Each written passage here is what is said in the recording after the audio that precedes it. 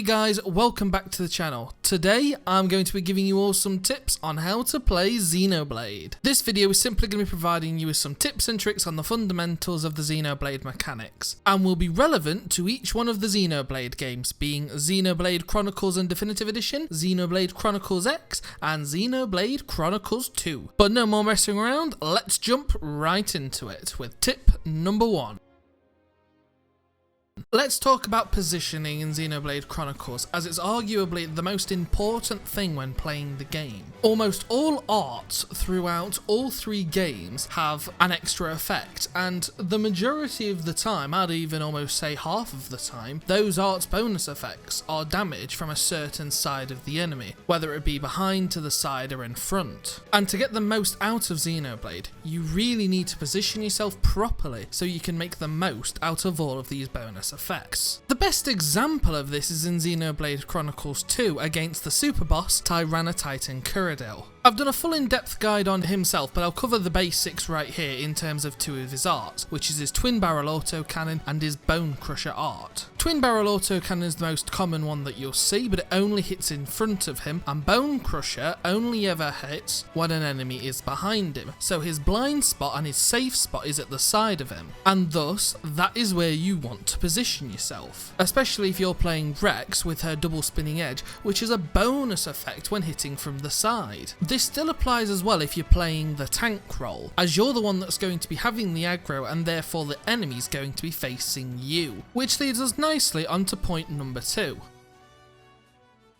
Managing aggro is a key part of any Xenoblade game, as making sure your tank has the aggro instead of, as an example, your healer, can increase your survivability by a hell of a lot. And there are many ways to do this, but one of the easiest and most efficient ways usually to gain aggro is by dealing high amounts of damage. This is why Rein is such an effective tank in Xenoblade Chronicles. Forgetting about his high health and his high defenses, Rein can deal a hell of a lot of damage with his arts, which are very powerful, which allow him to keep up damage wise with other characters and maintain the aggro. Of course, you can always just go the other route of adding aggro boost gems and aggro stealth gems to your characters, but getting your tanks to have more options and to have more of an impact on the battle is usually going to be a better way of managing the aggro, and ties into before, as I mentioned, with positioning. As if we go back to the example with Tyranitar Kuradil, if you at the side take the aggro as your other DPS is on the other side, when Tyranitar decides to face you instead, your other allied party member is then open to a bone crusher. So considering both your positioning and your aggro when you're in the midst of battle should start you down on the road to success.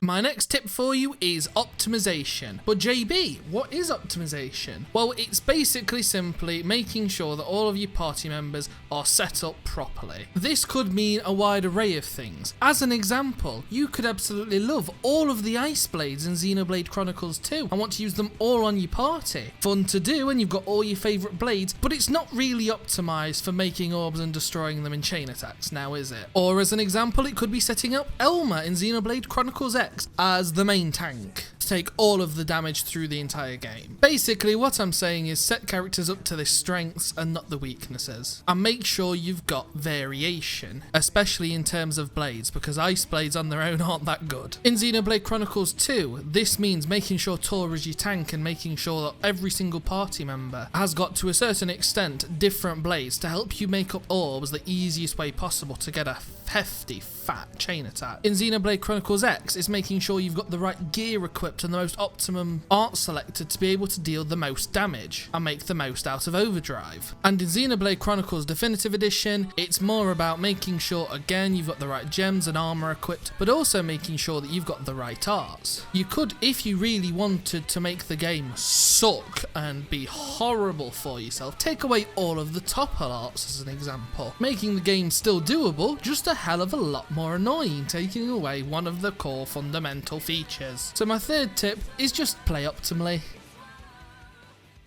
Now, for anyone who's watching this video in relation to Xenoblade Chronicles X, skip to point number 5 because we're talking about chain attacks and they aren't in Xenoblade Chronicles X. However, they are in the other two, and that's what we're going to talk about quickly. Chain attacks are always one of the most powerful assets in your kit when playing the game. They're able to provide huge amounts of damage and can turn the tide of battle very easily indeed. Now, in my personal opinion, chain attacks are much better done in Xenoblade Chronicles 1 and Definitive Edition than 2, but both still have the same points that I'm going to mention, which is when to use a chain attack, as the best time, 9 times out of 10, is to avoid taking damage yourself. In Xenoblade Chronicles 2, you're completely immune to all effects and damage during the chain attack once you've initiated it. However, in Xenoblade Chronicles 1, you will live at 1 HP if you're about to take an attack that would normally defeat you. So timing is the most important thing. And on top of that, a chain attack is all based around the previous points I've mentioned. Make sure you position properly so your arts can get the bonus effects, or the blades can get the bonus effects. During a chain attack, if you're the tank and you've lost aggro, use powerful arts to make sure that you can get the aggro back by the time the chain attack ends. And if you've optimized all of your characters properly, you might just be able to win the fight there and then through one easy chain attack. And finally, tip number 5 is just to experiment. Everyone's playstyles are different, everybody prefers different blades and different characters, different arts. Experiment for yourself and find what works for you. And basically, tip number 5 is just to play the game and to enjoy it. And then if you need advice on the game, look at some of my other videos or someone else's videos. But I hope you've all enjoyed the video, thanks for watching. Make sure to hit that red button notification bell down below. Until next time guys, peace!